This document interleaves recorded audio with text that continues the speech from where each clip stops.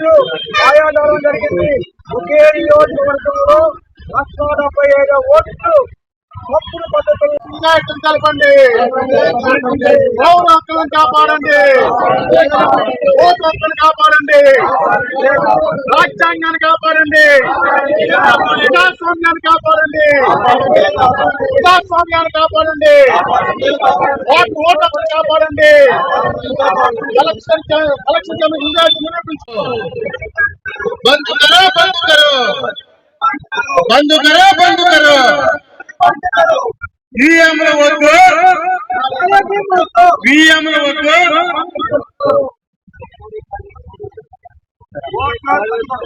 बंद करो बंद करो।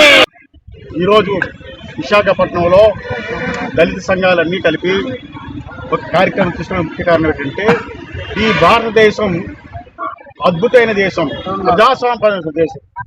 ఈ భారతదేశంలో ప్రతి వ్యక్తికి కూడా 18-19 సంవత్సరాల వ్యక్తికి కూడా ఓటు హక్కు బాబాసాహెబ్ ఇచ్చారు, రాజ్యాంగం ద్వారా ఇచ్చారు. అలాంటి ఓటుని ఈరోజు ఎలక్షన్ కమిషను కుక్క చెప్పిన విస్తరలా తయారు చేసింది. ఈరోజు ప్రతి పౌరుడు కూడా అనుమానం వస్తుంది, నా ఓటుని నిజంగా ఏ పార్టీకి వేస్తున్నా అన్నది గెలుస్తుందా లేదా అనుమానం వస్తుంది. ఇది ఎప్పటి నుంచి స్టార్ట్ అయిందంటే ఈ ఈవీఎంలు మనకు వద్దు, బ్యాలెట్టే ముద్దు. అమెరికా దేశం లాంటిది కూడా ఈరోజు బ్యాలెట్ వాడుతూ ఉంటే మన దేశంలో ఈవీఎంలు ఎందుకు వాడుతున్నాం?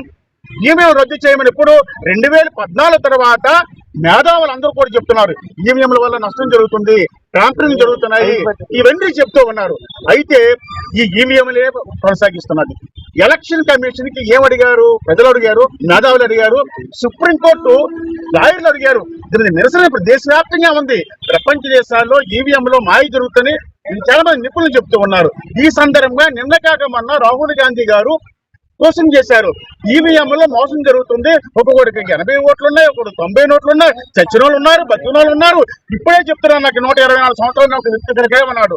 కారణం ఏంటంటే ఎలక్షన్ కమిషన్ ప్రజలకు సమాధానం చెప్పాలి. పార్టీలుగా ఇప్పుడు రాహుల్ గాంధీ అడిగింది ఏంటి?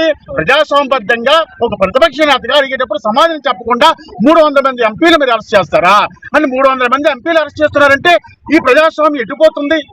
కాబట్టి ఇప్పటికైనా సరే ఎలక్షన్ కమిషను ప్రజల తాలూకా ఇది నిజమా అబద్ధమా అని క్లియర్ చేయాల్సిన అవసరం ఎలక్షన్ కమిషన్ ఉంది.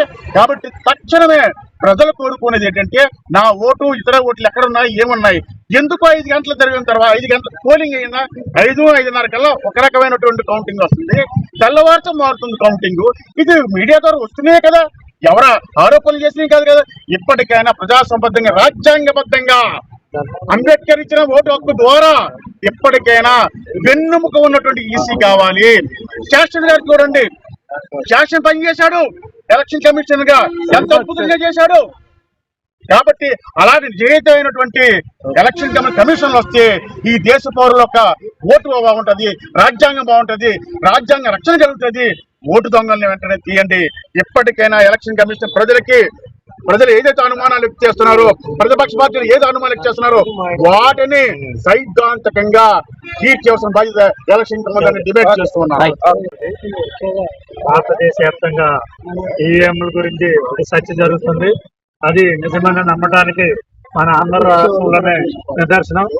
45 లక్షల ఓట్లు మిస్ అయ్యాయని 2019 నుంచి కూడా అనేక సంఘాలు, అనేక మంది మేధావులు, అనేక ప్రపంచ దేశాల నుంచి కూడా ఏపీలో ట్యాంపరింగ్ జరిగిందన్నది ఈరోజు రాహుల్ గాంధీ కూడా బయటపెట్టడం జరిగింది. ఇటువంటి ఎలక్షన్ భారతదేశానికి సిగ్గుచేటు. ఎందుకంటే మన ప్రజాస్వామ్యం, భారత రాజ్యాంగం ఒక హక్కు కల్పించింది ఓటు వేయడానికి. ఓటు కూడా ఎలక్షన్ కమిషనే ఒక కార్డు జారీ చేసింది. దానికి విలువ లేకుండా ఎలక్షన్ కమిషన్ ఈ రోజున 2 ధోరణులు అవలంబిస్తుందంటే కేవలం అధికార పార్టీకి తొత్తులయ్యి ఈ రోజున ప్రజాస్వామ్యాన్ని కూని చేస్తున్నారు. కాబట్టి ఈ ప్రభుత్వాలని బర్తరఫ్ చేయాలని డిమాండ్ చేస్తాం.